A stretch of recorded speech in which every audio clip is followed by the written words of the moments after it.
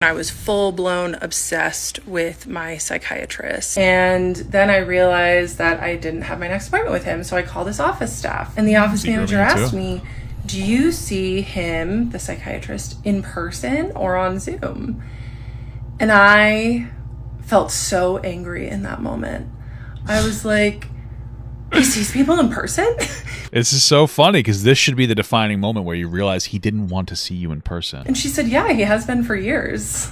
I was like... That's so funny. That right there is the biggest admittance that he was never interested in her. Because he did in-person appointments and Zoom appointments, and he didn't even tell her, and like intentionally did not tell her he did Zoom appointments because he knew it would be bad if she came in because it would feed her too much of her delusions. I just would like to remind everyone, I was just responding to a dynamic which my psychiatrist fostered. I think one of the things that's a problem here is that people who go to therapy and they engage with it, they think that they're smart, right? Like there's people who don't think therapy works at all and blah, blah, blah, blah, blah. And if you don't think therapy works, then it's never going to work for you. But there are people who think obviously it does work. And there's people who are productive with it and they try to be honest when they go to therapy. And then there's people who think that they're smart. And this is one of those people. She thinks that she's a wellness coach for people with ADHD. She thinks she's intelligent. And so that's why she's so confident in saying this. She's stupid, but she knows how to talk, right? Like she speaks confidently. So she's an idiot. She's deciding what things are. She has a preconceived notion of a thing, and then she tries to apply her life to it to validate it, rather than like, oh, let's look at the information and come to a conclusion. She's conclusion first. I told my 75-year-old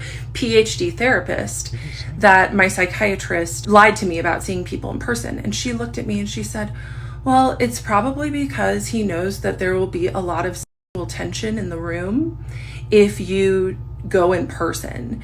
That makes sense. And she's going to interpret that as there's mutual sexual tension, not just from one direction. So make sure that you understand that when you go. October 2024, I make my first in-person appointment with my psychiatrist in November. Interesting. So this is so I'm going to assume that once she goes to see him in person, after at most 6 months, he decides he can't see her anymore because like he can't keep a solid boundary because she's a boundary violator. My 75-year-old female therapist tells me that it's because he kept me on Zoom because he was so attracted to me.